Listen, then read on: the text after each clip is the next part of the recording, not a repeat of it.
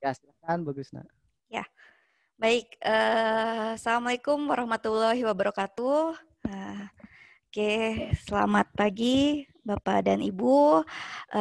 Pada kesempatan kali ini saya akan memandu sebagai moderator dari pembicara kita untuk workshop mengenai strategi sitasi artikel ilmiah yang akan dibawakan oleh Bapak Dr. Andri Alamsyah. Oke, sebelum memasuki ke materi yang akan disampaikan, saya akan membacakan sedikit mengenai CV beliau. Nah, ini beliau luar biasa, CV-nya panjang sekali, tapi saya tidak akan membacakan semuanya ya. Beliau Dr. Andri Alamsyah, lulusan dari ITB, S3, terakhir dari ITB. Kemudian saat ini beliau menjabat sebagai Direktur Digital Business Ecosystem Research Center di Telkom University. Beliau juga senior researcher dan salah satu dosen kebanggaan dari Fakultas Ekonomi dan Bisnis. Selain kesibukannya yang luar biasa sebagai direktur di Research Center, beliau juga seorang periset aktif. Saat ini di FEB beliau memiliki edge index tertinggi ya untuk Scopusnya. Selain itu mungkin kalau kita browsing ya untuk Scopusnya banyak sekali artikelnya yang sudah terindeks Scopus, luar biasa. Kemudian di Google Scholar-nya juga citasinya sudah sangat banyak. Jadi saat ini rasanya kita berada di tempat yang tepat ya untuk mendengarkan paparan dari Dr. Andri Alamsyah mengenai strategi sitasi artikel ilmiah. Mudah-mudahan pada kesempatan kali ini kita bisa mendapatkan knowledge dari apa yang dipaparkan oleh Pak Andri. Oke, Pak Andri, apakah sudah ada? Oke, mungkin untuk sedikit ini sesi ini akan sama dengan sesi sebelumnya. Nanti setelah paparan dari Pak Andri, mungkin sekitar 40 menit akan dilanjutkan dengan sesi tanya jawab. Ya, silakan untuk Bapak dan Ibu yang mau menyampaikan pertanyaannya mungkin bisa via chat. Ya, Bapak dan Ibu, mangga Pak Andri, silakan saya berikan kesempatan untuk Bapak memaparkan materi mengenai strategi sitasi artikel ilmiah. Mangga Pak Andri. Yes, oke. Kedengeran ya Bu Bisna? Jelas Pak, jelas Pak. Oke, baik. Assalamualaikum warahmatullahi wabarakatuh. Selamat pagi, Bapak Ibu dosen, rekan-rekan mahasiswa. Saya sangat tersanjung bisa diundang untuk ngomong tentang artikel ilmiah. Kali ini saya sambil sharing ini ya, screen-nya Pak ya, Ibu ya. Bentar. Oke, saya sebenarnya agak ragu ya kemarin kenapa saya dipilih ya. Tapi saya lihat ternyata ada tulisannya H indeks tertinggi. Oh ya benar juga ya.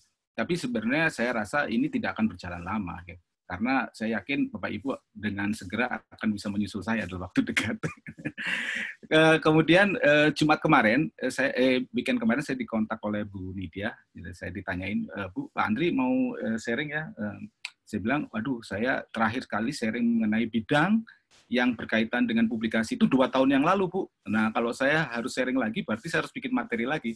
Sementara jadwal kemarin sama besok ada juga. Jadi saya agak menolak, tapi karena Bu Nidia bilang, Pak, ini hanya ngobrol-ngobrol. Oke, siap. Saya kalau ngobrol-ngobrol, saya oke lah. Gitu.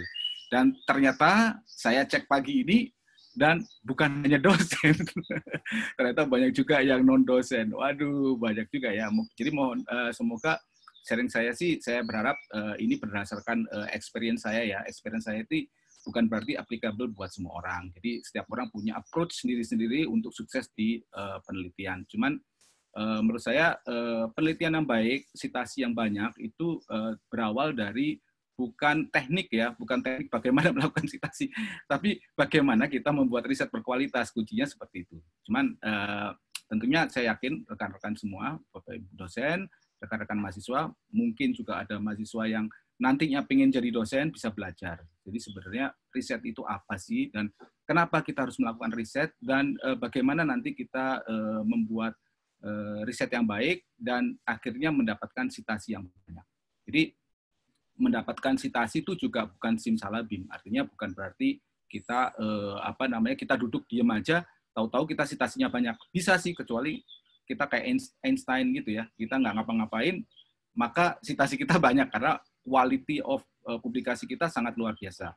Tapi karena rata-rata kita juga kualitas publikasinya ya kalau saya bilang susu lah ya.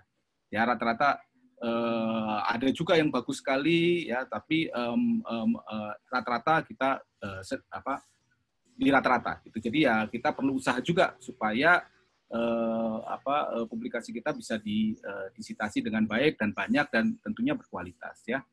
Oke, ini judul saya Sitasi Artikel Ilmiah Online Workshop. Oke, saya sharing-sharing aja. Saya akan mulai dengan pengenalan tentang diri saya. Jadi ini berkaitan dengan apa yang akan saya sampaikan.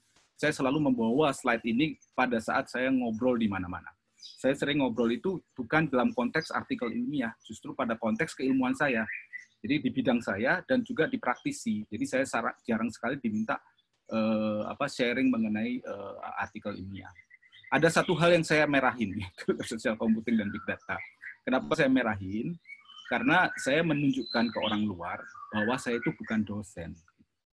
Bukan dosen yang saya tunjukkan, memang saya dosen, tapi bukan dosen yang saya tunjukkan. Saya tunjukkan bahwa saya itu adalah seorang seniman, pembuat karya. Ya. Saya melakukan riset itu adalah aktivitas sehari-hari. Makanya saya tulis warna merah, walaupun akhir-akhir ini saya kesibukannya luar biasa, jadi tidak bisa intensif di lab tersebut. Tapi ini saya selalu bilang ke publik bahwa saya ada lab dan pekerjaan lab saya itu seperti apa. Dan ini akan menarik minat publik karena terutama publik yang berkaitan dengan pengen tahu apa yang saya lakukan. Gitu ya. Dan ini menurut saya bisa juga di copy ya, karena kita harus punya suatu uniqueness gitu. Itu nomor satu. Uniqueness itu menunjukkan kita itu siapa dan identitas kita itu apa. Jadi kita dikenal sebagai seseorang yang apa. Gitu. Itu yang paling penting. Jadi karena in the end reputasi itu berangkat dari usaha yang kita bangun gitu ya, bukan dan pembangunan reputasi itu biasanya itu mandiri. Ya kita perlu juga teman-teman, kolega dan lain sebagainya. Tapi terakhirnya kita itu akan berjalan sendiri dan kita tahu apa yang kita berikan. Gitu ya. Kemudian yang kedua yang selalu saya garis bawahi adalah repositori di bawah ini. Repositori itu saya selalu bilang ke audiens bahwa riset saya itu ada di sana. Ya. Artinya apa? Saya ingin riset saya itu dikritik. Saya ingin riset saya itu dibaca. Saya ingin riset saya dikembangkan. In the end, saya ingin riset saya itu disitasi. Dan selama saya ngomong, selalu saya bilang, terutama saya sering ngomong juga di universitas lain, mahasiswanya saya bilang, baca ini, kalau mau tahu detail, saya cerita banyak, baca di situ, ada risetnya, detailnya. Nanti Pak mau kolaborasi, silakan, mangga. Jadi intinya riset saya itu dibaca dengan usaha, saya kayak salesman. Menjual gitu ya. Tapi ini mungkin penting juga buat rekan-rekan untuk menunjukkan bahwa ke publik bahwa saya punya riset. Jadi selain kita bergantung kepada Scopus, Google Scholar dan lain sebagainya, kita juga perlu untuk menunjukkan identitas kita. Nah, salah satu hal yang membuat saya agak sedikit kemarin itu tidak merasa capable untuk sharing karena saya sejak 2020 saya turun nih riset saya turun banyak karena kesibukan dan lain sebagainya, saya hampir tidak berani, itu membuat saya gundah gitu. Karena memang saya cerita latar belakang dulu kalau dilihat sebagai dosen mungkin saya meskipun usia saya agak lebih senior tapi saya itu menjadi dosen baru 8 tahun. Nah, 2011 saya masuk IMT. Kemudian 2011 sampai 2012 itu saya hanya ngajar. 2012 saya baru membuat publikasi. Dan salah satu alasan saya menjadi dosen itu bukan sebenarnya mendosennya. Ternyata kebebasan membuat riset itu yang membuat saya bahagia. Dan itu saya teruskan sampai sekarang. Ya. Nah, oke, sementara kita lihat kampus dulu. Ini Bapak Ibu kan di rumah udah lama nggak lihat kampus kan. Saya tuh kangen sekali sama kampus. Jadi kangen sekali ngajar di kelas, ya, kangen sekali di lab saya, kangen sekali diskusi dengan mahasiswa-mahasiswa yang tidak bisa kita lakukan. Dan selama 6 bulan terakhir ini kita merasa kalau saya rasa itu hampa juga ya. Kita rutinitas di dalam rumah ya. Dan kalau melihat foto kampus itu kayak pengen ke sana. Waktu itu saya pernah ke sana sih, cuman sepi jadi saya balik lagi. Jadi ini apa namanya intermezzo aja ya.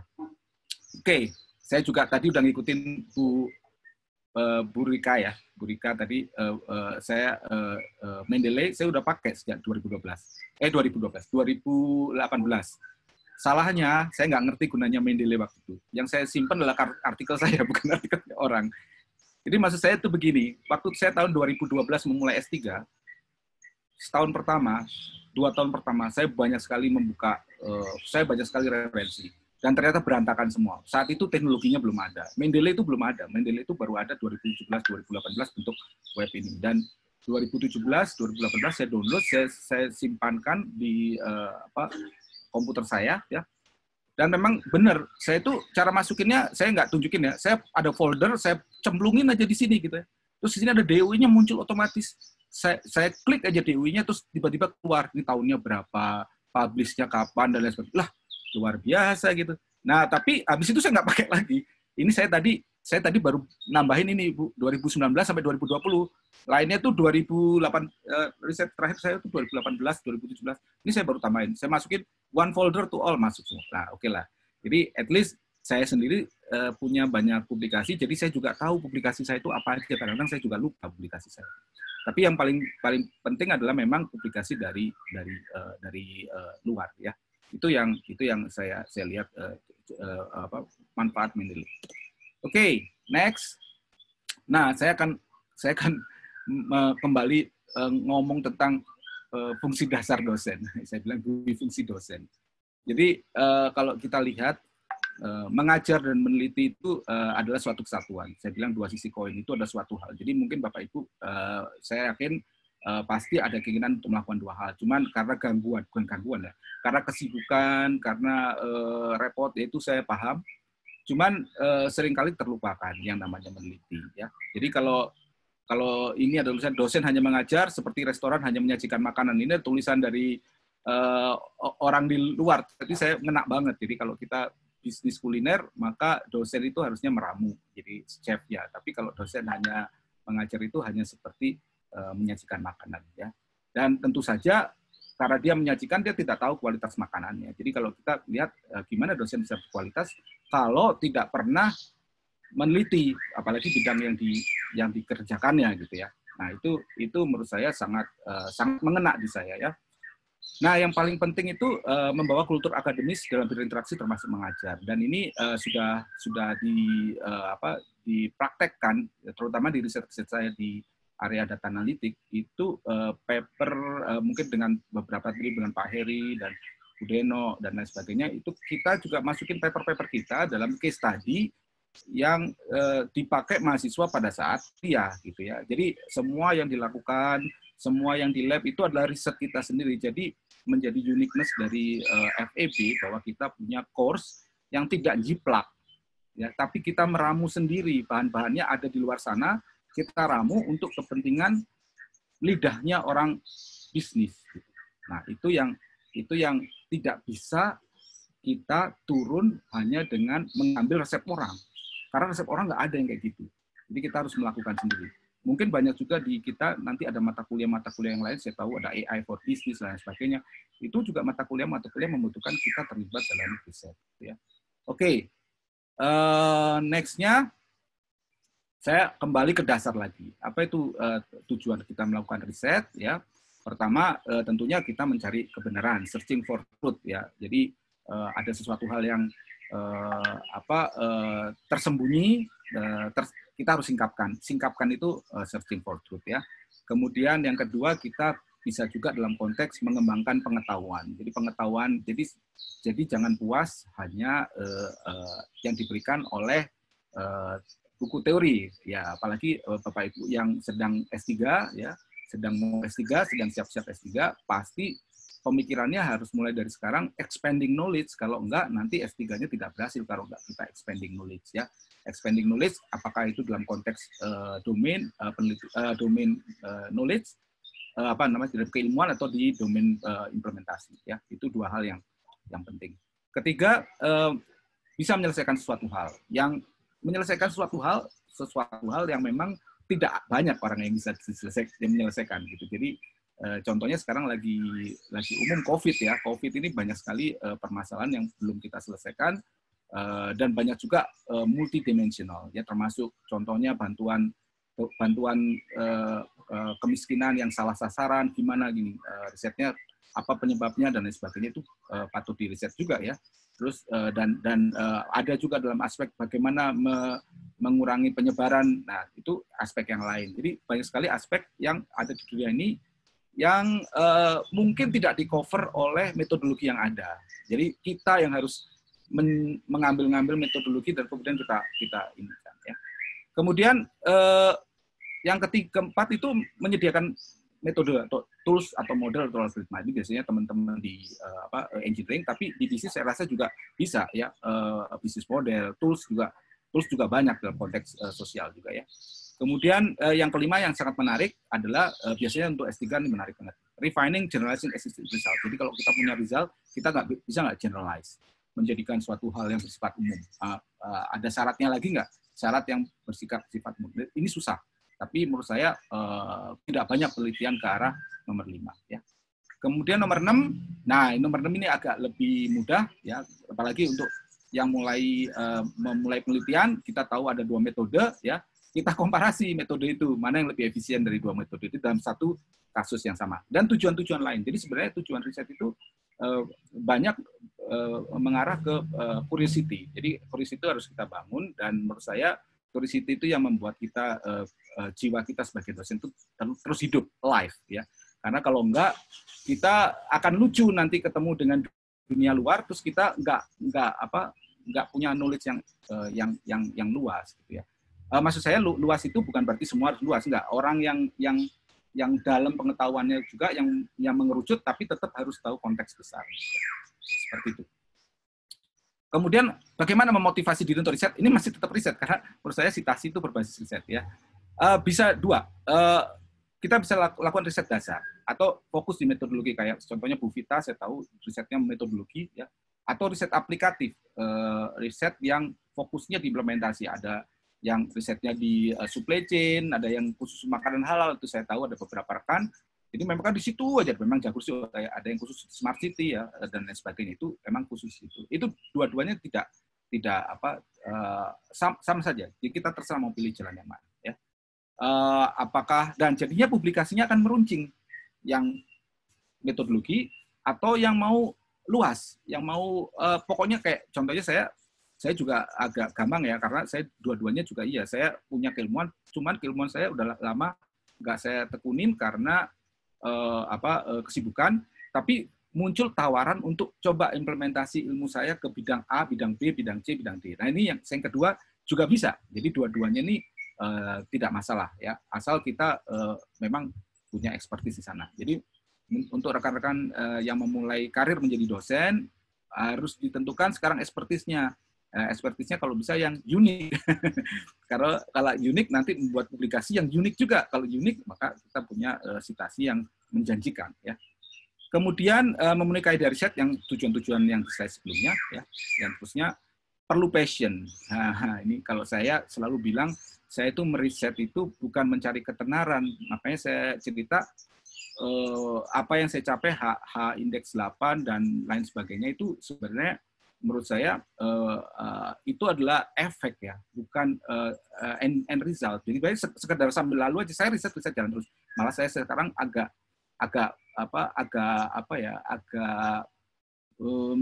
sedih saya sekarang karena saya tidak bisa riset banyak gitu ya, karena kalau saya riset mungkin saya akan lebih bahagia, saya bisa menyelesaikan banyak hal yang bisa diselesaikan di banyak challenge sekarang.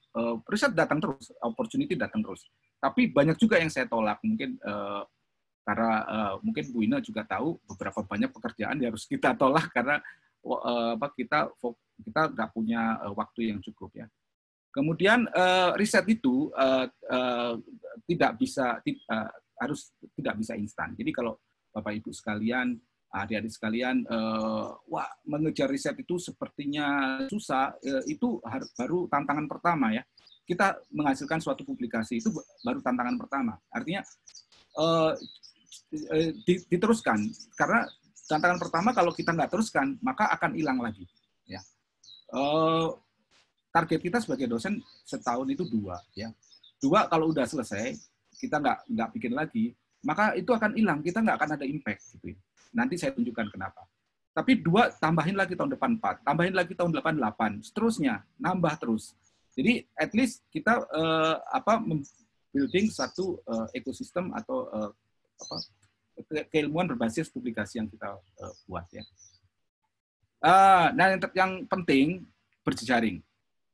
Ya, ini satu hal yang penting karena harusnya yang bagus mungkin saya lihat rekan-rekan sudah banyak melakukan jejaring di dalam kampus, di dalam fakultas malah ya, di lab ya atau di kolega sekampus atau dengan mahasiswa. Ini adalah smart way to do. Jadi ini harus sering sering in term of quantity and also quality. Jadi kita harus push. Kalau mahasiswa kasihan di-push. Ngomong mahasiswa. At least kita sebagai dosen berusaha membuat publikasi yang lebih baik dari publikasi tahun lalu terus dan sebagainya.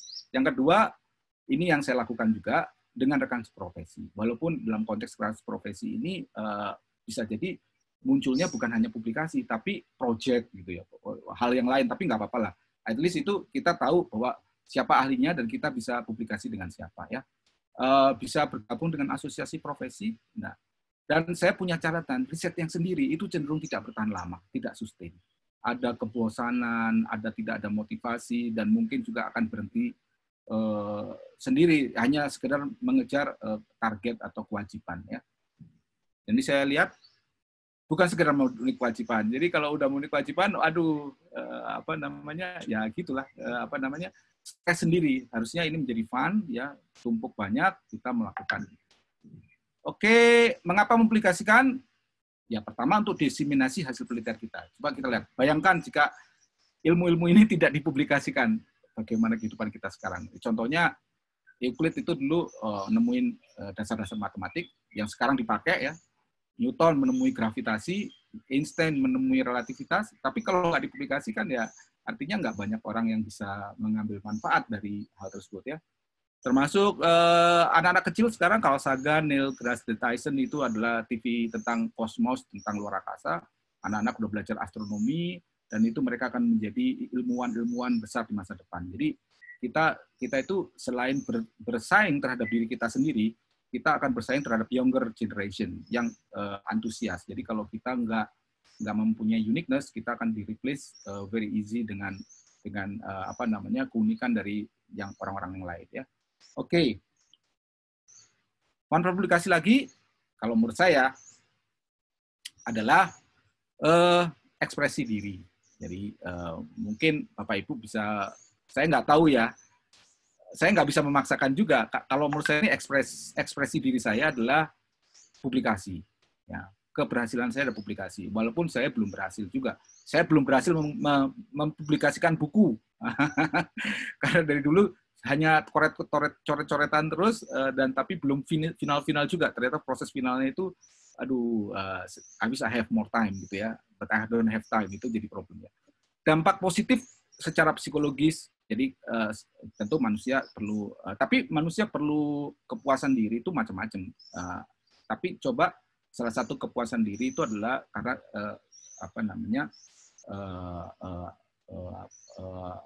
kita menjadi seorang peneliti. Ya. Proses eksplorasi pemikiran, karena dengan menulis kita selalu akan memikirkan, menyambungkan satu bagian dengan bagian yang lain, melahirkan ide, menggabungkan, memfusion ide dan kemudian menjadikan suatu pemikiran yang baru. Dan bahkan beberapa pada saat riset ternyata saya memikirkan ide-ide yang bisa diimplementasikan ke banyak hal. Ya, itu penting juga ya. Kita bisa coba itu. Next, nah itu saya tadi mendapatkan saran, kritik, dan sitasi dari orang yang membaca. Jadi kalau punya publikasi, jangan malu untuk disebarkan. Jadi supaya nggak malu ya harus bikin yang bagus. Bagus menurut kita. Kalau menurut orang lain jelek, ya itu urusan orang lain. Jadi orang lain anggap kita alat jelek, tapi yang penting kita bilang bagus, berarti kita ada room for improvement. Kita masih ada tempat untuk belajar pengembangan. Ya. Nah, itu juga kadang-kadang kalau mahasiswa bimbingan sama saya, kita bikin publikasi, nulis bahasa Inggris, itu justru bukan ilmunya yang yang lama didiskusikan, tapi bagaimana storytelling dalam bahasa Inggris, wah luar biasa, itu bisa sampai begadang-begadang hanya sekedar jadi Bapak Ibu bisa bayangkan kita itu begadang-begadang hanya sekedar menulis, Bapak Ibu, bukan membuat idenya dan membuat risetnya mungkin tidak terlalu susah, tapi menulisnya, membuat itu menjadi konsumsi orang di seluruh dunia itu menjadi hard work sekali ya. Kemudian membangun reputasi diri, ya reputasi diri dengan sendirinya akan terbangun dengan salah satu mungkin saya salah satu orang yang dikenal sebagai seorang data scientist. Tapi saya dikenal sebagai seorang data scientist bukan karena saya mengerjakan proyek implementasi di perusahaan A, B, C, tidak. Tapi saya dikenal karena keilmuan saya, dan keilmuan saya itu dilihat dari publikasi yang sudah saya publish, walaupun banyak juga ada publikasi yang merefer saya dan bilang publikasi saya salah, tapi nggak apa-apa. Saya sudah publikasi, sedang saya akan mau balas lagi tuh yang bilang saya salah, saya mau bikin lagi. Tapi nggak apa-apa, itu menarik itu kalau di itu ya. Mendapatkan peluang kerjasama kolaborasi akademis, dan ini juga sering ditanyakan oleh rekan-rekan bagaimana Pak Andri bisa menjalin kerjasama dan lain sebagainya. Menurut saya bukan karena kepandaian bicara ya, tapi lebih kepada apa quality yang saya punya gitu, sehingga orang percaya melakukan kerjasama. Dan juga untuk tell you, ada beberapa project yang memang dipegang oleh RC karena memang ada orang yang dipercaya. Jadi kalau kita di luar sana organisasi as a kolektif, kecuali kayak McKinsey, Deloitte, yang semacam-macamnya itu memang konsultan yang namanya besar ya, tapi biasanya individu yang dicari. Nah ini kalau menurut saya, menurut saya bonus lah.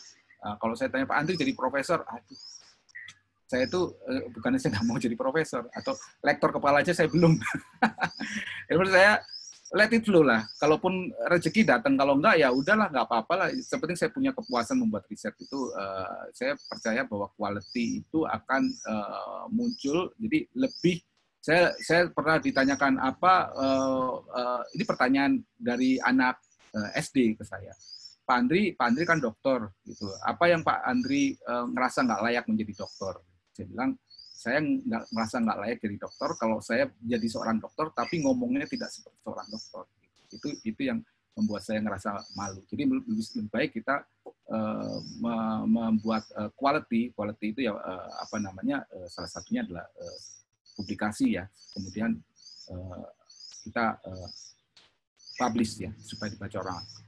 Nah, ini komponen keberhasilan publikasi supaya mendapatkan citasi tadi ya. Ini ada banyak. Pertama, unik ya. Bisa dicek dari plagiarism atau e-ticket ya, semacam. Bisa referensi, bisa yang harus terbaru ya. Jangan referensi yang terlalu lama, nanti ketawain sama reviewer. Ini ada paper yang lebih baru, kamu nge-refer yang lebih lama ya. Bisa pakai Mendeley juga ya. Kemudian topiknya itu berasal dari roadmap research environment and top rate ya. Kalau di machine learning itu adalah deep learning, itu udah salah satu sekarang hampir semuanya mengarah ke sana. Kalau risetnya tidak ke sana, dibilang tidak bagus ya. Dan AI dan lain sebagainya, blockchain dan lain sebagainya itu memang arahnya ke roadmap ke sana ya. Kemudian kalau yang di bidang-bidang sosial mungkin teman-teman rekan-rekan bisa melihat misalkan implementasi AI ya, atau yang blockchain untuk halal supply chain. Tapi perlu dicek apakah itu masuk ke dalam roadmap research environment. Roadmapnya itu berarti apakah memang sekarang contohnya blockchain itu sedang punya banyak problem implementasinya gimana. Dan riset-riset seperti itu akan menjadi prioritas utama. Jadi kalau kita membuat riset itu, kita otomatis akan jadi lebih banyak ya. Ketepatan memilih jurnal ya, ini banyak sekali ya. Pastikan bukan predator. Kalau mau cepat ya biasanya India atau Cina itu cepat. Jurnal ya. Kemudian daftar pustaka, ya kemudian bahasa Inggris ya. Dan lain sebagainya. Ini beberapa komen. Jadi nomor 1 sampai nomor 8 itu, nomor 1 yang paling penting, nomor 8 itu yang less important. ya. Jadi ini prioritasnya. Saya sumbernya kemarin saya lihat dari apa namanya, dari Elsevier sendiri, gitu ya. Oke. Nah, ciri-ciri. Nah, mungkin kita akan melihat ciri-ciri. Ini tulisan ini saya ambil dari profesor saya ini. Sadis dia ngomong. Waktu saya nulis juga tuliskan. Kalau nulis saya isinya tidak ada kebaruan dan orisinal. Yang kedua apa namanya minor dari penelitian terdahulu. Jadi cuma digeser dikit aja. Itu menurut dia substansinya nggak penting, nggak bisa masuk jurnal. Ini layak jurnal nggak gitu. Nah, kalau nggak layak jurnal, ya oke lah, layak conference ya, conference Scopus kan sekarang banyak ya. Dari penulisan, nggak berbunyi.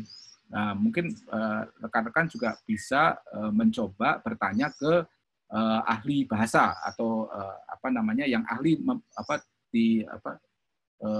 sih namanya ya, bukan ini ya, tapi ahli membacanya atau rekan sesama peneliti lah.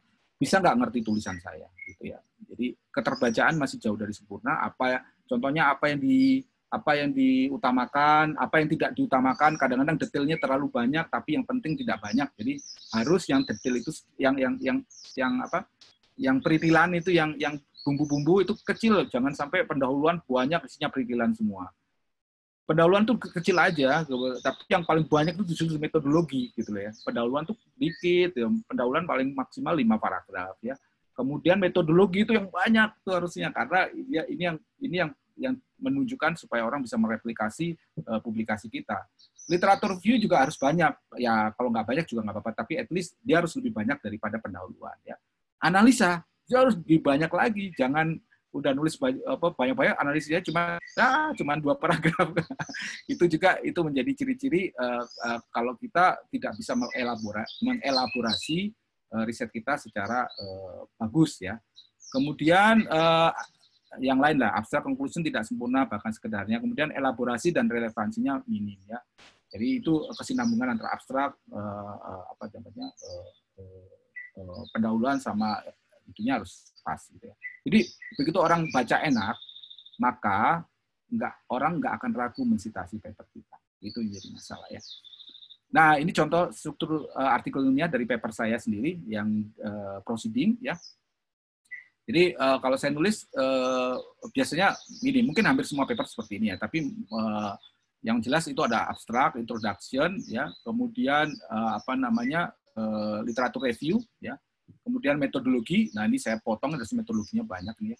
Kemudian result and analysis, ya, result and analysis, dan yang terakhir conclusion. Jadi result and analysis ini saya cukup concise di sini ya. Yang terakhir reference. Jadi tapi ada juga yang tidak seperti ini, tapi itu tergantung juga di publikasinya ya. Tapi maksud saya dengan menulis dengan urutan seperti ini, ya ini juga ada di guidance ya. Maka kita paling nggak akan memudahkan orang untuk memahami isi dari artikel ini yang kita punya. Nah, selanjutnya Google Scholar. Nah, saya akan cerita Google Scholar ini lebih ke arah sebenarnya kalau Google Scholar saya rasa teman-teman dari FEB banyak sekali. Saya cek kemarin malam ya, 2 hari yang lalu. Saya cek Bu Krisna juga Google Scholar tinggi ya. Kemudian ada siapa? Ada Bu Maya, ada Bu Ella, ada Prof Hero ya. Jadi sebenarnya kalau dari Google Scholar di FEB banyak sekali yang di ranking atas, bahkan di Tell You setelah beberapa peringkat atas langsung FEB. Jadi menurut saya FEB cukup bagus ya di Google Scholar ya. Hanya beberapa hal yang perlu kita catat dari Google Scholar itu adalah sebenarnya fungsi dari Google Scholar sendiri itu adalah mesin pencari publikasi ya, mesin pencari literatur atau publikasi. Jadi pengguna bisa mencari semua literatur di satu tempat. Ya memudahkan, kita bersyukur juga punya Google Scholar. Nah, Google Scholar itu ingestnya banyak macam-macam, mulai makalah, tesis, peer review, buku ya. Buku ini sangat strong di Google Scholar. Saya lihat kalau Bapak Ibu punya buku, maka Google Scholar ini akan mensitasi buku Bapak Ibu itu proporsinya luar biasa ya, karena buku itu apalagi buku yang berkaitan dengan ilmu dasar atau buku yang berkaitan dengan review suatu ilmu itu akan banyak citasinya ya. Nah, Nah, ini ada pendapat bersifat umum untuk bidang keilmuan tertentu belum kredibel secara kualitas. Jadi ada beberapa ilmu keilmuan yang tidak melihat Google Scholar. Ya walaupun kita di Indonesia masih pakai, tapi di luar negeri beberapa keilmuan sudah nggak pakai. Karena keilmuan itu kalah dengan keilmuan yang lebih populer sekarang. Ilmu-ilmu bisnis, ilmu-ilmu komputer itu populer di Google Scholar. Tapi di luar ilmu itu suffer. Ya. Jadi cara kerja Google Scholar kan kita ingest any kind of jurnal atau dokumen otomatis pakai spider, pakai bot. Jadi nggak dicek isinya, ya nggak dicek isinya itu citasi kemana. Makanya beberapa publikasi itu akan ada double. Makanya kemarin juga saya ada publikasi Google Scholar double, saya dikontak oleh LPPM. Coba Pak Andri itu publikasi double, tolong di delete. Wah, gila. Saya delete lah. Tapi artinya gini, memang yang mengontrol itu harus institusi atau ya kita dalam ini LPPM ya. Tapi cara kerjanya itu otomatis. Karena otomatis kita bisa mere-engineering, kita bisa mengakali. Nah, itulah kelemahan dari Google Scholar. Walaupun menurut saya Google Scholar itu udah much better than nothing gitu. Google Scholar itu bagus daripada nggak ada gitu. Ya. Jadi di Google Scholar itu quantity. Jadi kalau Bapak Ibu punya kuantitas tinggi, maka Bapak Ibu akan ada di peringkat atas. Tapi quality itu biasanya ditujukan dengan high index, itu tidak terlalu dilihat di sini. Ya. Tetap akan diurutkan berdasarkan citasi yang Bapak Ibu. Citasi itu kan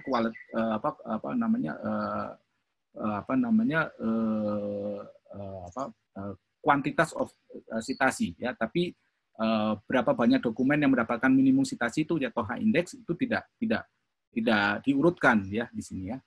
Kemudian jadi kalau dibilang fungsi utama dari ini adalah mesin pencari sih sebenarnya, bukan untuk pemeringkatan kualitas riset harusnya. Mungkin kita harus siap-siap. Bentar lagi mungkin begitu kita semakin maju, Google Scholar udah makin ditinggalkan atau Google Scholar-nya makin maju punya metrik-metrik yang baru. Jadi so far kita masih terima. Kemudian isu terakhir, GIS bersifat inklusif, author bisa menambahkan manipulasi dokumen hanya diverifikasi otomatis oleh mesin, sistem bisa dipermainkan. Ini beberapa kali terjadi ya. Misalkan saya dulu juga banyak, misalkan ada suatu dokumen di IEEE, penulisnya Andri Alamsyah gitu, masuk di situ dan di reference banyak orang, padahal itu bukan paper saya, tapi halaman muka gitu. Jadi nggak make sense gitu. Jadi yang direfer itu dokumennya, tapi bukan publikasi saya. Jadi itu kayak seperti itu belum bisa diselesaikan.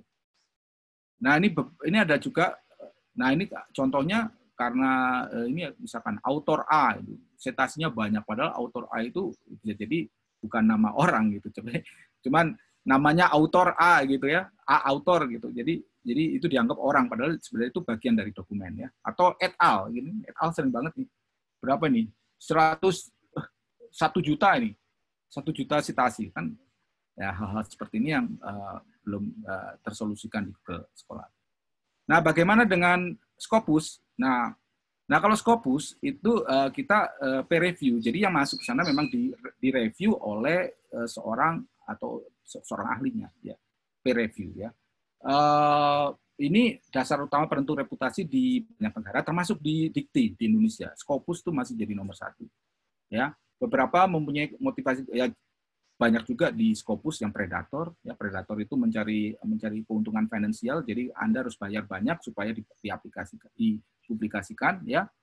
Dan dia pakai high index. High index itu pengukur alat produktivitas membandingkan produktivitas per impact. Jadi kalau misalkan di saya ini high indexnya 8, berarti saya ada 8 paper, ya 8 paper yang menerima paling sedikit 8 citasi. Jadi paper ke-9 misalkan citasinya cuma 7, maka itu nggak termasuk quality. Jadi kalau saya lihat, saya sendiri, indeks saya 8, tapi kualitas saya masih kurang. Kualitas saya kurang. Karena apa? Karena paper saya banyak, 54. Ini paper saya tahun 2020 belum ada citasi satupun. Jadi ini sangat dari saya sendiri saya belum bagus gitu. Kalau yang bagus adalah dengan dokumen 54, mungkin H index saya at least bisa 10 lah. 10 itu berarti 10 dokumen dari 54 itu disitasi oleh 10 paper lain. Jadi kerja kerasnya bagaimana membuat paper-paper saya itu disitasi oleh paling tidak 10 paper lainnya. Itu yang gambarannya seperti itu.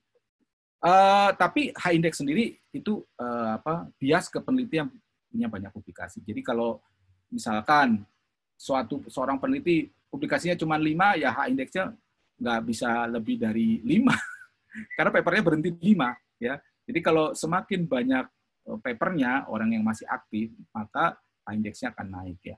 Sama misalkan ada seorang peneliti udah meninggal, makanya biasanya dia akan turun itunya high indexnya akan keselip dengan yang lain-lain ya. Nah, di antara Scopus, Google Scholar ada satu lagi Web of Science. Web of Science itu the highest sebenarnya. Web of Science itu banyak sekali mengumpulkan jurnal, ya mostly jurnal. Dan jurnal di tahun berapapun itu sampai sekarang tuh ada. Dan kalau Scopus kan jurnal dari tahun 96-an lah ya. Jadi dulu ada Thomson dan Reuters, SCI, semuanya itu di Web of Science ya. Itu jadi dia punya long history of science ya. Scopus itu kebanyakan proceeding ya, kebanyakan proceeding dan ini memudahkan kita juga untuk masuk.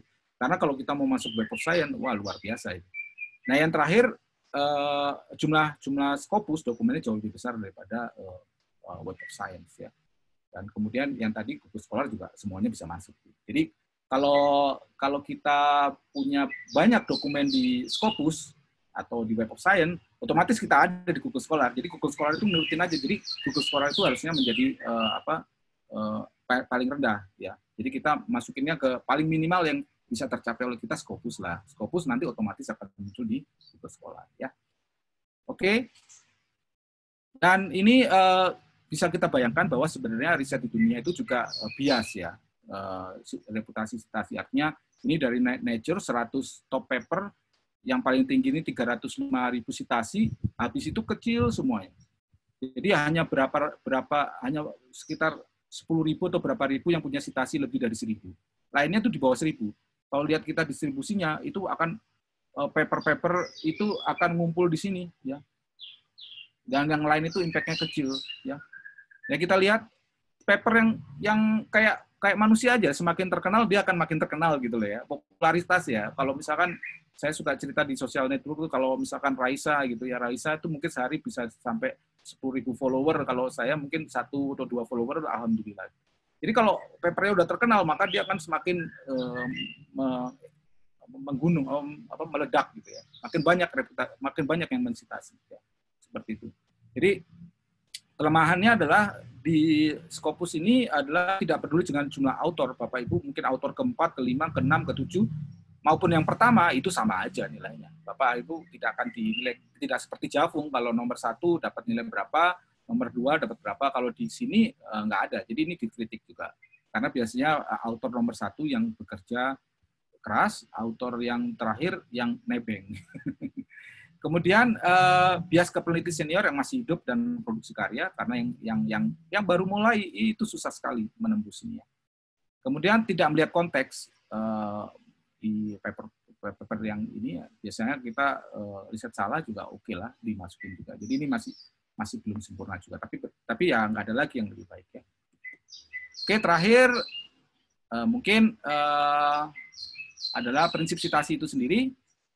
Kalau citasi itu harus relevan ya. Jadi kalau Bapak Ibu melakukan citasi atau Bapak Ibu mengharapkan citasi, ya expect bahwa citasi yang Bapak Ibu dapatkan atau Bapak Ibu berikan itu relevan. Jangan asal buat rekan-rekan mahasiswa juga, jangan asal wah harus ada citasi. Saya citasinya asal, wah itu alhamdulillah buat yang disitasi gitu. Tapi hal itu yang tidak bagus ya. Nanti untuk paper-paper yang reviewer yang tingkat Scopus dan jurnal bereputasi, citasi itu akan dibuka satu-satu. Kalau enggak, maka autornya akan ditegur gitu ya. Ditegur apa akan ditolak papernya ya, karena asal-asal membuat citasi. Kemudian yang kedua,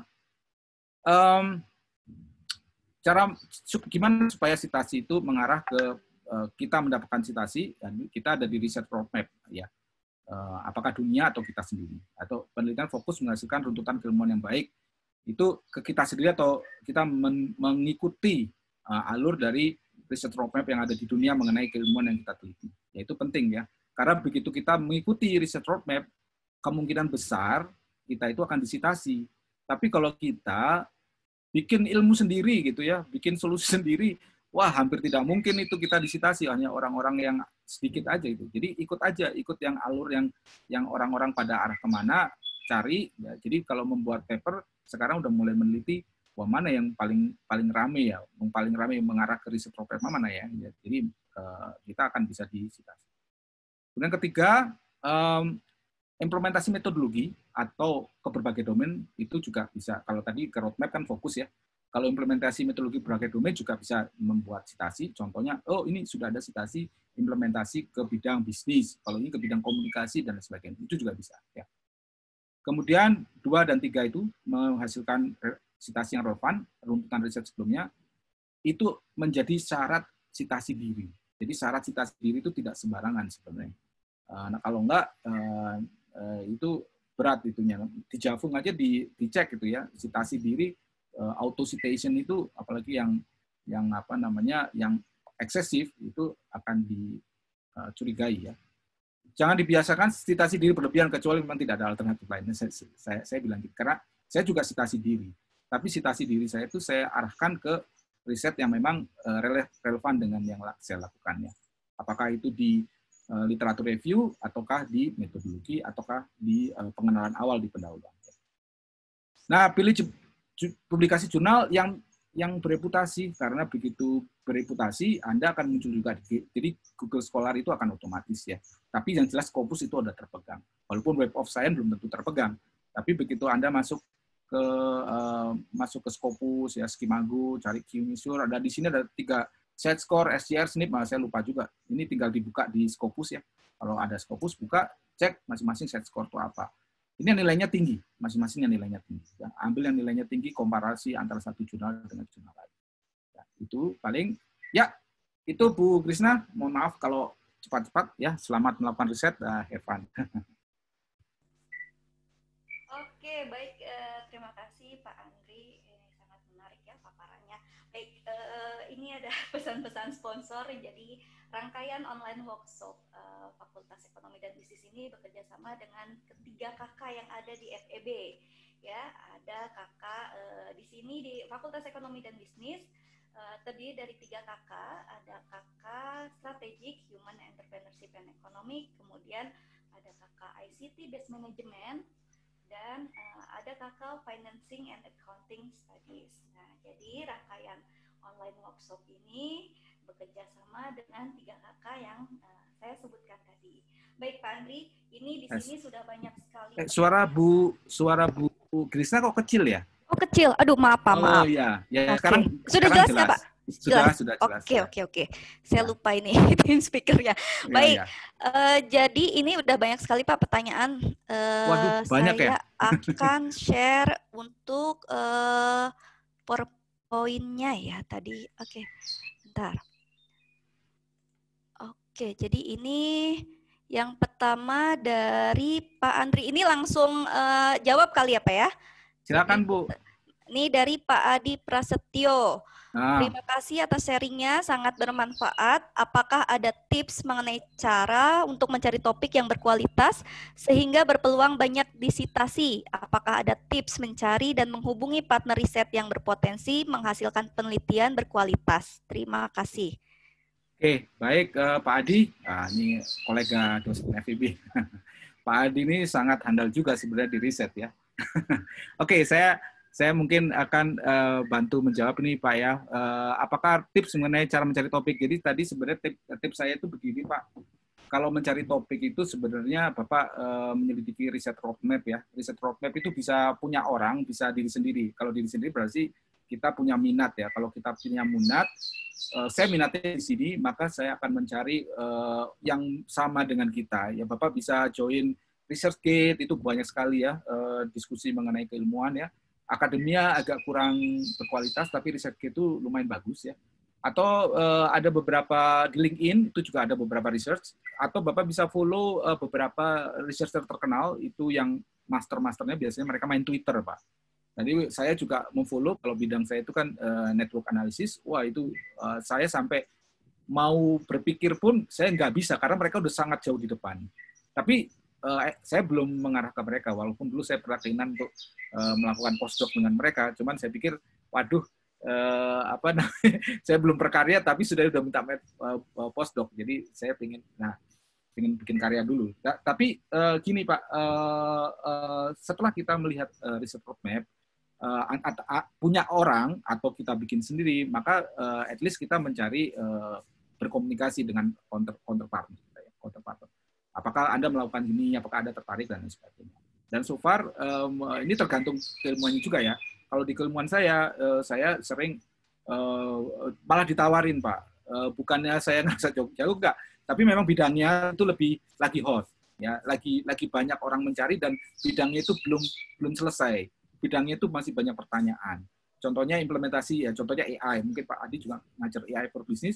Implementasinya itu masih banyak dan masih belum final, dan masih metodologinya juga masih diperdebatkan, metodologi mana yang dipakai, cara collecting data point-nya seperti apa. Kemudian saya juga kemarin waktu ngajar di kelas internasional, ketemu dosen MMU, diajakin riset, tapi saya nggak mengiyakan. Kenapa? Karena dia jalannya beda lagi. Saya nggak mau ikutin jalan orang ya gitu. Saya mau melakukan ini Pak Andri sebaiknya ikut, tapi saya nggak mau.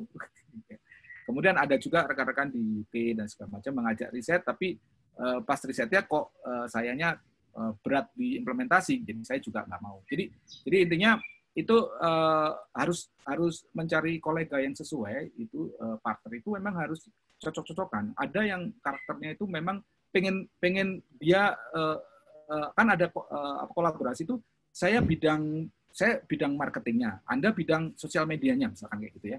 Nanti saya ngerjain bidang marketingnya lah. Memang dia udah jago, tapi Anda sosial media. Memang saya juga ngerti sosial media. Cuman kan untuk mengerjakan sosial media sendiri kan perlu effort. Effortnya itu besar juga dan nggak murah gitu.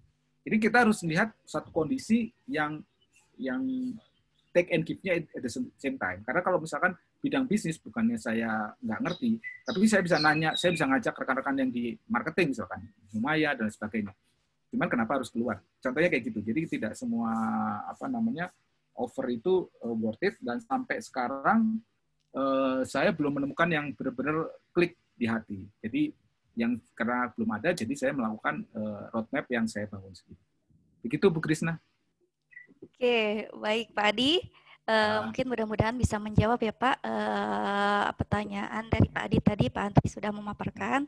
Kemudian ini mohon maaf Pak, ini PowerPoint tadi sudah saya rangkum pertanyaannya, tapi ini PowerPoint saya entah kenapa ngeheng. Dibaca aja Bu, nggak apa-apa Bu. Saya bacakan saja ya Pak ya. Ya. Oke, kemudian Masya Allah ini teh ya, kalau kayak gini teh suka aduh luar biasa. Saat yang tidak tepat. Nah betul, aduh. Nah kemudian dari Muhammad Halil Gibran, ini ada pertanyaan. Saya Muhammad Halil Gibran, mahasiswa S2MM, izin bertanya, motivasi komersial itu seperti apa ya Pak? Katanya, terima kasih sebelumnya. Mangga Pak, tadi sebenarnya udah dibahas ya, saya tadi sedikit mendengarkan mengenai motivasi komersial. Baik, Mas Khalil ya, komersial artinya jurnal itu minta uang, jadi harus bayar supaya dipublikasikan. Dan itu banyak sekali praktek, terutama di publikasi yang Cina atau India. Dan terutama kalau publikasinya itu yang nggak Q1, biasanya Q3, Q4, yang kita butuh-butuh, itu publikasi Scopus itu kan sebenarnya banyak orang butuh, dan kita membuat universitas kita membuat itu makin nilainya makin tinggi. Kayak misalkan contohnya di ITB, karena saya kuliah di ITB itu harus wajib publikasi di Scopus atau reputasi. Jadi orang udah mau lulus mau nggak mau harus bayar untuk itu, karena kalau nggak dia nggak jadi lulus hanya karena publikasinya belum diakses. Jadi ada beberapa publikasi yang meminta fee ya. Tapi publikasi yang bagus, yang impact factor-nya besar, ya, yang biasanya dimiliki oleh badan yang besar, ya, misalkan lembaga penelitian atau universitas yang memang kredibel, itu tidak minta uang. Dan tapi masuknya susahnya minta ampun. Kan mungkin setahun pun belum tentu bisa masuk. Nah, untuk kita mahasiswa masuk submit ya nggak mungkin kan. Jadi ya kita akhirnya bayar. Dan itu praktek yang bermotif komersial yang saya bilang tadi. Gitu. Oke, demikian ya Pak Nah, Muhammad Halil Gabrin, iya. Gibran, maaf. Gilbran, ya. Kemudian pertanyaan selanjutnya dari Pak Agus Dodi Purnomo. Ya, Terkadang peneliti mengembangkan satu topik untuk dipublikasikan dalam 2 atau lebih lebih artikel. artikel. Nah, paper Ah, conference dan satu lagi jurnal. ya, Mohon tips untuk menghindari self ya, plagiarism. Nah, ini ya, penting baik juga Pak nih. Dodi. Saya justru melakukan ini juga, Pak. Kalau nggak saya lebih dari, mungkin saya 3 atau 4. Tapi 3 atau 4 itu karena saya ada temuan awal, ya saya membuat platform di awal, jadi platformnya belum sempurna, tapi tujuannya sama. Tujuannya saya tunjukkan bahwa tujuan dari paper saya itu adalah membuat pengukuran apa. Kemudian saya publish di Proceeding. Kemudian saya sempurnakan lagi fitur dari platform yang saya buat. Kemudian variabelnya saya tambahkan. Tapi pertanyaannya sama, Pak. Saya publish di jurnal. Kemudian ternyata saya dapat grant. Berarti saya dapat grant, saya harus mengembangkan lagi dengan tujuan yang sama. Ya, tapi lebih lengkap lagi, lebih lengkap lagi, bangunannya juga lebih kompleks lagi. Saya report lagi ke satu proceeding dan satu jurnal. Jadi total udah ada 4 minimal atau 5 dengan topik yang sama. Jadi yang saya lihat di sini adalah memang agak sulit saya membuat judulnya karena tujuannya itu sama semua, tapi kontennya itu nggak sama. Kontennya itu saya pertama itu lebih ke pembuatan komersial, pembuatan model dan ide dan faktor-faktor apa yang akan dimasukkan. Yang kedua saya sudah menampilkan algoritma. Yang ketiga saya sudah menampilkan bangunannya seperti apa dan apa kelebihannya dan lain sebagainya, bisa crowdsourcing dan lain sebagainya, dan itu kalau menurut saya paraphrasing itu penting. Storytelling kadang-kadang itu yang paling susah buat saya karena storytelling kan otak saya itu udah satu tuh punya satu pemikiran fokus, saya menyampaikan menceritakan ini seperti apa, tapi itu kan susah direplikasi menjadi 4. Nah itu yang kerja kerasnya di situ, Pak. Tapi saya nggak boleh 4-4-nya sama. Jadi saya harus storytellingnya harus beda-beda, gitu. Akhirnya ada yang diimplementasi, ada yang general picture-nya, ada yang implementasi ke misalkan ke marketing, ada yang implementasi ke SDM dan lain sebagainya. Ya, tapi memang tidak mudah, Pak. Tapi Bapak harus dari judul, ya, dari penyampaian itu berbeda. Kalau enggak nanti disebut plagiarisme, self plagiarisme. Begitu Pak Agus Sudi. Kebetulan saya punya pengalaman di sana. Oke, Pak Agus, mudah-mudahan bisa menjawab ya Pak ya untuk jawaban dari Pak Andri tadi. Kemudian pertanyaan selanjutnya ini lumayan panjang Pak. Assalamualaikum, Panjang. saya Ruri Oktari, dosen di Prodi Akuntansi. Pak Andri, saya kan pernah coba masukin jurnal penelitian saya ke Emerald Q1 dengan objek penelitian yang datanya hanya dari beberapa perusahaan di satu kota di Indonesia. Nah, kondisi ini kan nggak bisa merepresentasikan perusahaan yang ada di seluruh Indonesia ya Pak. Dan ini yang kemarin menjadi notes dari reviewer, kalau sebaiknya penelitian yang dilakukan bisa merepresentasikan kondisi perusahaan di Indonesia secara keseluruhan. Sementara kita tahu sendiri kalau ngumpulin data satu Indonesia rasanya agak sulit dan akan memakan waktu yang cukup lama. Padahal saya juga sering baca-baca jurnal penelitian orang Indonesia yang tembus Scopus itu banyak juga yang objek penelitiannya hanya sebatas pada satu kota aja di Indonesia. Yang saya pengen tanya Pak, ada strategi khusus nggak sih Pak mengenai objek penelitian ini untuk bisa tembus ke Scopus dengan keterbatasan data yang kita miliki? Oke, itu Pak. Wah ini pertanyaannya luar biasa nih. Terus terang nih Bu Ruri, saya nggak pernah Q1 Bu. Jadi tapi saya mengerti prinsip-prinsipnya. Ya, insya Allah saya akan mau Q1 lah nanti tahun depan. Jadi gini, memang ini tergantung reviewer juga. Tapi yang kedua Q1 itu tentunya akan sangat rigid ya. Akan sangat rigid dalam konteks yang akan diceritakan Bu Ruri itu apakah konteks Indonesia ataukah hal lain. Kalau konteks Indonesia wajar reviewer meminta seluruh kota di Indonesia. Atau kalaupun bukan seluruh kota, representasi dari kota di Indonesia. Bisa jadi perusahaan nilai kota-kota yang punya aktivitas ekonomi yang tinggi kan hanya beberapa kota. Misalkan Jakarta, Bandung, Surabaya, Medan ya. Itu pun udah susah ya. Bukan seluruh Indonesia juga udah susah. Tapi yang yang perlu dilihat strategi kita dalam menceritakan hal ini. Mungkin juga waktu itu Bu Ruri menceritakannya bahwa ini Indonesia, tapi objek penelitiannya hanya satu kota. Tentunya akan jadi pertanyaan buat reviewer ya. Nah, tapi ada dua pilihan. Nah, kalau misalnya ini dua peluang, menambah kota akan jadi riset di Q1 atau yang ini diturunkan menjadi Q yang lain. Ya. Jadi artinya kita itu jangan terlalu rigid dengan menembus satu jurnal yang kita susah. Misalkan saya kalau jadi Bu Ruri, karena saya belum pernah sakit Q1, saya kalau jadi Bu Ruri, saya akan melanjutkan riset ini kalau saya punya waktu untuk ke Q1. Tapi hasil riset ini akan saya gunakan untuk hal yang lain, untuk Q yang lain. Karena tentunya di tempat lain juga belum tentu dapat reviewer yang sedikit. Jadi itu dan satu lagi, ini kalau saya kan kerjaannya di data analitik ya. Jadi saya itu selalu bilang ke mahasiswa, kita nggak usah repot-repot lah mikirin objek riset yang susah-susah. Yang penting datanya ada nggak. Jadi begitu datanya nggak ada, saya nggak akan melakukan riset gitu.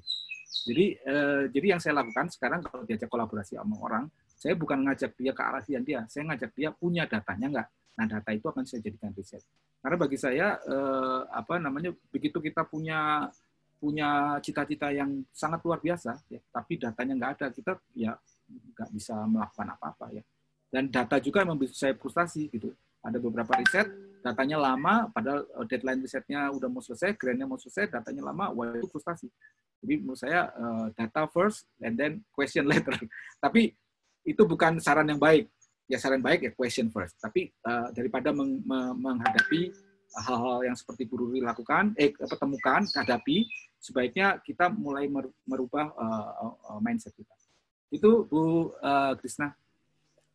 Baik Pak, terima kasih Pak. Mudah-mudahan Bu Ruri bisa menjawab ya pertanyaan dari Bu Ruri ya. Mudah-mudahan puas dengan jawaban dari Pak Andri. Oke, kemudian selanjutnya adalah mana ya?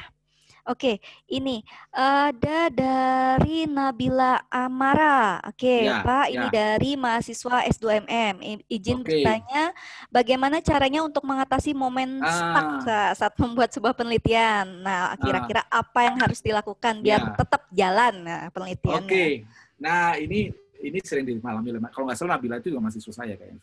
Jadi rasanya momen stuck itu saya juga ngalamin sering sekali dulu ya. Tapi seiring bertambahnya umur, sering nyemplungnya saya nggak jadi stuck. Jadi stuck itu terjadi karena kita mikirnya terlalu fokus sebenarnya. Fokusnya itu aja gitu ya. Jadi stuck.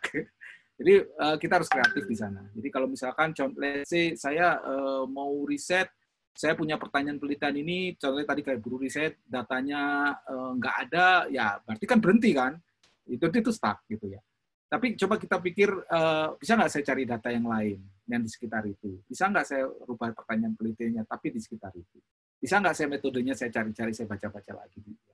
Jadi stuck itu banyak masalah, banyak penyebabnya, diantaranya kita nggak tahu metode apa yang kita lakukan. Ya, kalau metode sih, menurut saya lebih mudah ya. Metode itu bisa mencari referensi, bisa juga diskusi dengan dosen, dengan peneliti yang lain. Sebaiknya seperti apa? Ya kalau nasihatnya tidak bisa diterima atau tidak bisa menyelesaikan masalah, bawa ke tempat yang lain. Jadi sering diskusi untuk menyelesaikan masalah itu. Jadi momenting itu saya dapat kalau zaman dulu kan eureka gitu ya. Saya dapat ide itu tidak setiap saat, tapi biasanya momen ide itu terjadi pada saat kita relax. Kalau kita tegang itu nggak ketemu malahan. Ya relax saja, tapi jangan keterusan relax sampai lupa mau yang ditanyain apa. Jadi menurut saya itu datang dengan pengalaman. Mungkin ini Nabila karena masih baru, jadi masih belum tahu cara keluar dari jebakan stuck. Nah, ya. Kalau caranya ya tadi banyak juga baca, bertanya, berdiskusi, cari referensi baru, merubah arah, merubah pertanyaan, membelokkan pertanyaan, mencari data yang sekitar dan sebagainya. Seperti itu, Bu Krisna. Semoga bisa membantu ini buat Nabila. Oke, betul ya tadi sering berdiskusi. Nah, itu juga yang sering saya lakukan, Pak. Jadi kita dengan diskusi Jadi lebih banyak insight ya Pak ya ketika Betul, stuck diskusi. Oh iya, dapat betul. masukan. Ya, betul, betul, Bu. Oke, Nah, selanjutnya ini dari Pak Arif Ardiansah. Selamat ya, siang Pak Andri dari Prodi S1 Teknik Industri. industri Nah, ya. Nah, bagaimana strategi dan tools yang bisa digunakan untuk mengangkat topik penelitian yang menarik serta bisa berkelanjutan di penelitian berikutnya serta bisa menyelesaikan penelitian tersebut agar tidak berhenti di tengah jalan. Khususnya bagi oke. pemula nih. Pak Andri ini pas tepat banget deh karena Pak Andri itu mainannya tools. Bukan Tepat tuh kalau pertanyaannya. kalau mencari riset dari strategi, sorry, tools ya. Ya, tools itu ya oke lah. Tools itu kalau saya tools itu apa ya? Kalau apa ya? Tools itu bukan utama sih menurut saya. Jadi apa? Kalau saya dulu kalau kita kuliah dulu diajarin kalau kuliah itu adalah filsafat ilmu pengetahuan.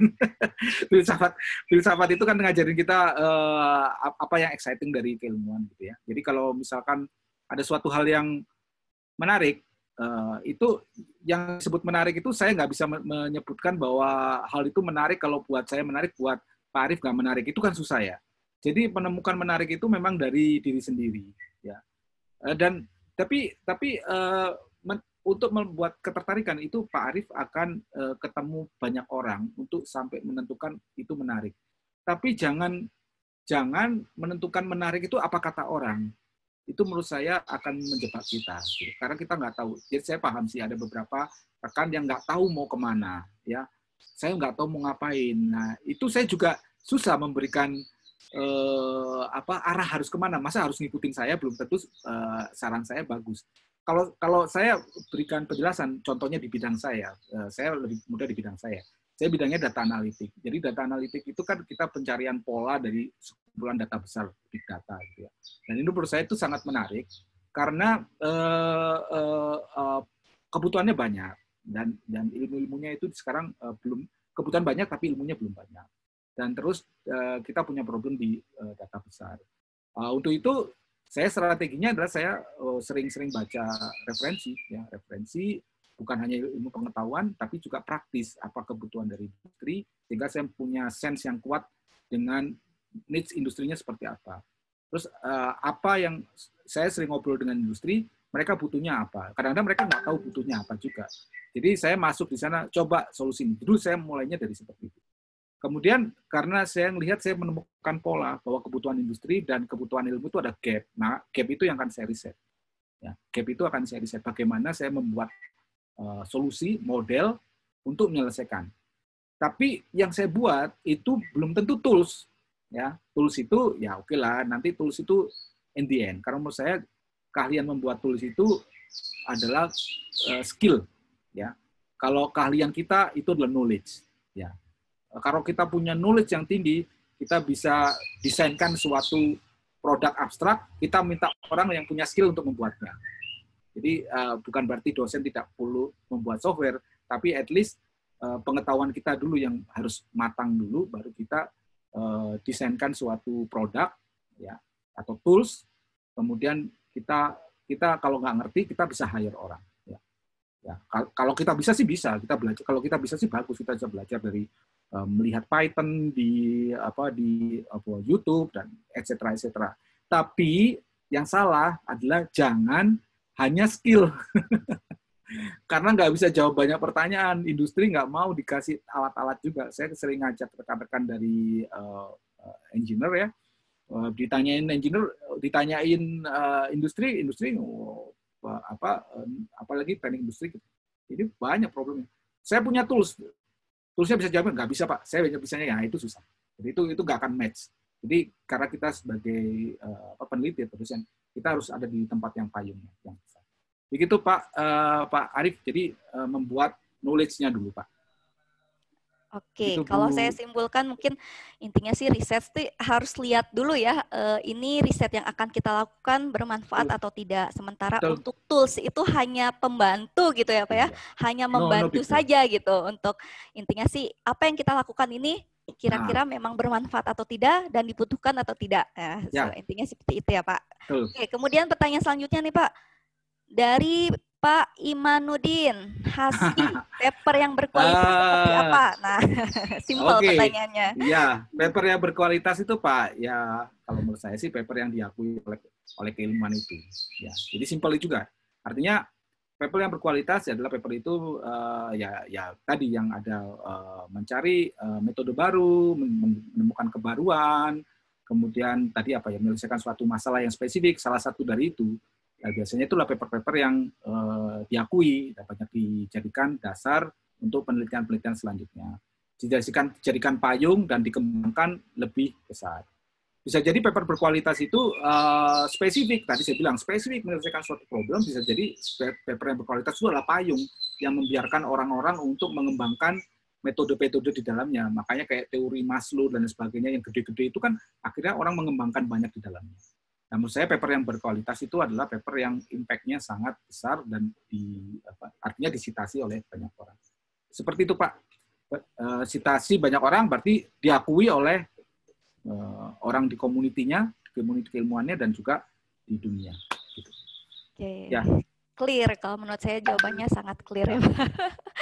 Oke, baik. Dan ini Pak, terakhir pertanyaan dari Bu Erni. Iya, Bu Erni. Kita, kolega kita juga Pak.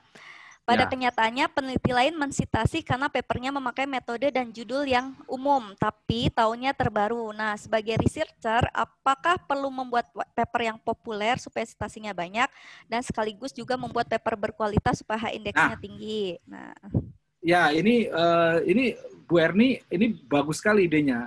Jadi kalau menurut saya, kalau mau citasi banyak, saya juga belum pernah melakukan, tapi saya pernah melakukan tahun 2012. Sayangnya paper itu tidak di Scopus, jadi waktu itu saya belum paham Scopus, jadi saya masukkan satu konferensi dan tidak hilang gitu ya, tidak terekspos. Tapi membuat review paper itu akan mendatangkan citasi yang banyak. Jadi Bu Erni bisa membuat review paper, dan review paper itu bisa jadi modal juga untuk kita sekolah lagi atau kita menawarkan ini ke kerjasama dengan kolega di luar. Karena biasanya setahu saya kalau kita sekolah ya tingkat pertama ya di doktoral itu kita harus membuat review paper. Ya review paper itu adalah taksonomi dari semua ilmu yang kita pelajari. Dan ternyata di luar sana banyak orang yang butuh ini karena kebanyakan paper itu adalah paper yang membuat metodologi menyelesaikan suatu masalah. Metodologi menyelesaikan masalah hampir semuanya. Tapi nggak pernah membuat suatu peta bahwa metodologi ini seperti ini, kalau kondisinya seperti yang lain, metodologi harus dirubah seperti apa, bagian mana yang dirubah, cabangnya yang kemana. Jadi kita membuat peta-peta keilmuan gitu, yang intinya adalah paper review dari keseluruhan keilmuan yang kita selidiki. Misalkan kalau Bu Erni, marketing mungkin ya, marketing atau apa itu, jadi marketing itu apa ininya, di bawahnya apa, marketing digital itu apa, dan apa yang difokusnya adalah hasilnya. Dan itu akan jadi paper yang mungkin tidak akan pendek, akan jadi buku. Tapi saya yakin itu akan jadi banyak citasinya ya, kayak gitu. Jadi itu saran yang bagus. Ya, begitu Bu Krisna. Kemudian ini terakhir ya Pak ya, pertanyaan ini sayang kok tidak dijawab.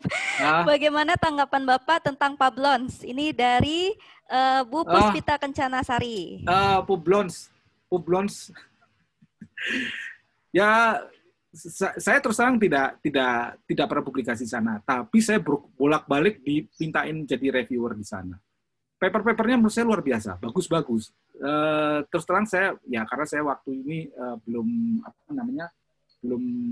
fokus ke suatu publikasi manapun juga, jadi saya tidak melihat hal yang spesifik mengenai Pablons gitu ya. Tapi kalau misalkan Bu Puspita mau menuliskan atau mau ngomong apa bagian mana di Pablons yang perlu ditanyakan, monggo. Emang Bu Puspita bisa nggak ya? Bisa kan ya untuk memberikan kesempatan peserta bertanya secara langsung untuk panitia, bisa ya? Bu Puspita? Kalau as a publication, setahu saya Pablons itu cukup rapih gitu ya. Saya itu dikasih badge kalau saya melakukan review. Saya udah mereview sekitar 4 paper, setiapnya itu saya dikasih badge. Badge itu kayak sertifikat, dan itu bagus. Begitu saya bisa mereview beberapa, kemudian saya bisa mengakses database mereka, database paper-paper mereka. Tapi di luar itu saya nggak begitu paham. Gimana? Ya, halo Pak Andri. Ya, gimana Bu Nah, Pus? ini ada nih Bu Puspita. Ya, kebetulan beberapa hari yang lalu tuh saya dapat email juga tawaran mereview gitu kan, dengan iming-iming akan mendapatkan sertifikat dari Pablons gitu. Betul, betul.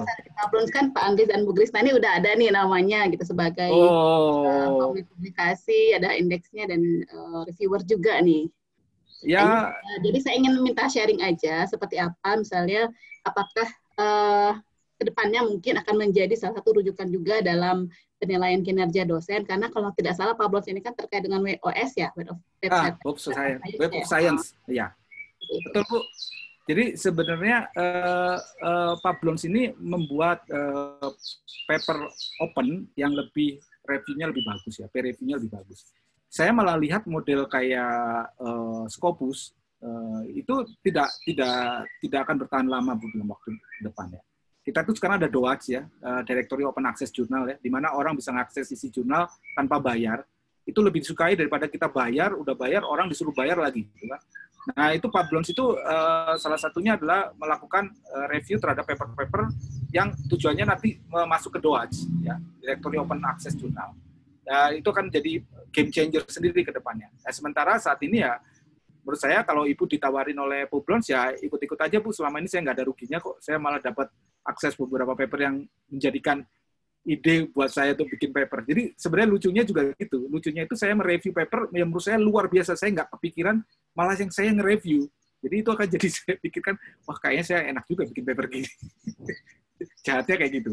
Tapi ya enggak lah. Tapi intinya kita punya itu, Pablons adalah salah satu media yang tepat untuk kita berkolaborasi dengan sistem internasional. Itu Bu Puspita. Oke, Bu Puspita, mungkin sedikit tambahan dari saya. Pablons tuh kayak semacam ini ya, kalau saya lihat memberikan pengakuan kepada orang yang telah mereview, dan saya juga setuju dengan Pak Andri. Rasanya sih tidak masalah, ikut coba aja gitu. Toh memang saya juga merasakan manfaatnya. Saya dapat beberapa akses artikel gratis yang berbayar gitu. Jadi menurut saya sih coba aja. Itu juga saya beberapa kali kemarin ketika mengajukan Javung juga untuk lektor, untuk rekognisi saya pernah mereview jurnal, saya ambil capturean dari Pablons gitu. Jadi mudah-mudahan ya bermanfaat untuk Javung juga gitu. Oke, untuk pertanyaan mungkin sudah ya Pak. Tapi saya terakhir dari saya Pak, ini saya penasaran sebenarnya. Ini kan Bapak sibuk banget nih, dan risetnya tuh banyak banget gitu ya. Saya setahun itu saya lihat kolaborasinya luar biasa. Saya sendiri setahun itu paling banter maksimal banget 8 gitu. Maksimal ya mungkin sisa-sisanya mahasiswa lah ya gitu. Untuk riset pribadi aja maksimal lah 8 gitu yang bisa dipublikasikan ya. Nah, ini Bapak setahun bisa luar biasa banyak banget. Itu gimana Pak ngatur waktunya, kemudian cara ngejalin kerjasamanya? Aduh, saya sendiri suka kewalahan. Ya mungkin itu aja terakhir, itu mungkin di luar dari strategi ini ya Pak. Ya Bu, sebenarnya kalau dibilang banyak itu sekarang saya turun sekali Bu, karena kesibukan juga makin luar biasa. Jadi kalau kita bilang kita nggak mungkin jadi Superman lah. Kita fungsi kita utama kan researcher. Kalau saya sih saya bilang yang lain itu hanya aksesoris. Jadi harusnya sebenarnya kalau menurut saya dengan waktu yang sedikit tentunya kualitas saya juga tidak bagus. Jadi ini tidak sustain juga. Menurut saya riset banyak itu kalau kita memang fokus riset. Ya, tapi sejak beberapa saat saya tidak bisa melakukan itu. Jadi riset saya berantakan. Riset saya tidak tes Bu. Ya. Jelas Pak, suaranya Pak masih masuk. Oke. Ya. Jadi seperti Bu Krisna itu kan papernya maksimal 8, tapi high quality itu malah lebih bagus daripada quantity. Jadi saya lebih merasa kemarin saya ngejar quantity itu karena saya tidak bisa atau tidak punya waktu melakukan riset yang fokus untuk suatu jurnal. Jadi itu karena waktu. Jadi karena saya waktunya pendek-pendek dan mahasiswa yang mengerjain juga harus segera lulus, jadi kita punya kesulitan di membuat paper yang benar-benar berkualitas. Nah, apalagi saya kan sibuk tempat lain. Jadi kalau menurut saya yang betul itu adalah risetnya nggak usah banyak-banyak ya. Ya 8 itu udah top banget ya. Tapi jurnal semua. Nah, itu yang impactful gitu ya, walaupun sama-sama masuk Scopus ya, tapi at least dengan quality over quantity itu kita lebih bagus ya ke depannya. Saya tidak percaya quantity over quality, saya selalu percaya quality over quantity. Quantity itu menurut saya menjerumuskan kita ke hal-hal yang misleading. Itu Bu, menurut saya. Oke, terima kasih Pak Andri. Ini diskusinya sangat menarik sekali. Namun karena waktu juga kita harus mengakhiri diskusi kita. Mangga, panitia, apakah ada yang mau ditampilkan? Oke, saya ulangi lagi ya. Tadi mungkin suara saya kecil. Jadi online workshop ini terselenggara atas kerjasama dari Fakultas Ekonomi dan Bisnis dan 3 kakak yang ada di Fakultas Ekonomi dan Bisnis. Ada kakak Strategi Human Entrepreneurship and Economy, kemudian ada kakak ICT Based Management, dan yang terakhir ada kakak Financial and Accounting Study. Oke, kemudian ini untuk pemenang ya, betul. Pemenang door prize sesi 2. Yang pertama adalah Muhammad Halil Gibran, Islam Agama Toleran, dari penulisnya Pak Deden. Oke, kemudian yang kedua adalah tadi ya ada Bu Ruri ya. Kemudian penulisnya Ibu Indrawati, ini menarik sekali bukunya, Perilaku Konsumen Individu. Oke, kemudian yang ketiga Nabila Amara ya, ini juga buku dari Ibu Ratna, dan yang terakhir dari untuk Arif Ardiansyah. Nah, penulisnya Pak Hendratno, salah satu program dari salah satu dosen dari kakak FAS. Oke, baik itu. Dan ini ada penyerahan sertifikat. Terima kasih untuk sharing pembicara dan moderator. Sertifikat yang pertama, oke, ini Pak untuk Bapak Dr. Andri Alamsyah sebagai pemateri online workshop Reference Management dan Strategi Sitasi Artikel Ilmiah. Dan kemudian, baik, ini untuk saya sendiri sebagai moderator. Oke, dengan berakhirnya acara ini, nah ini ada, mangga Bapak dan Ibu, ini ada link feedback kegiatan hari ini, ada di chat ya, untuk bisa diisi. Oke, ada ya di sini mungkin ya bisa di chat, bisa dilihat untuk linknya,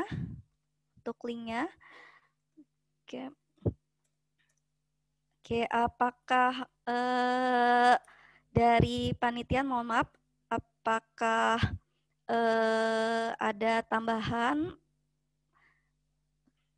Oke. Kemudian untuk para pemenang nanti akan dihubungi langsung oleh para panitia ya.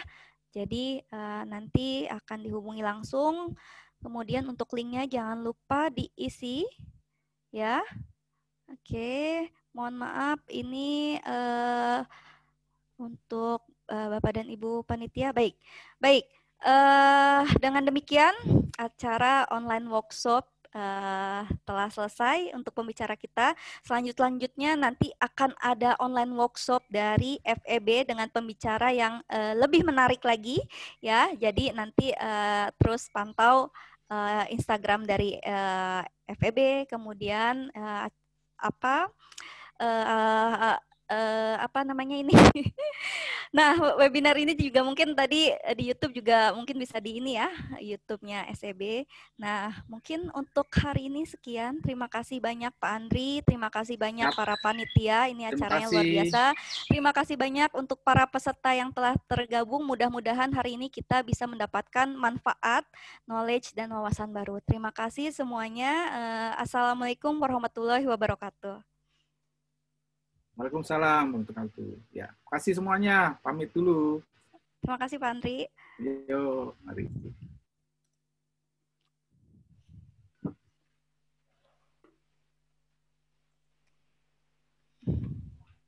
Saya pamit ya, Bu Krisna. Iya. Iya, Bu. Hatur nuhun Bu Rika, hatur nuhun Bu Gisna, Pak Ya, Andri, Bu, Pak izin Osa. pamit.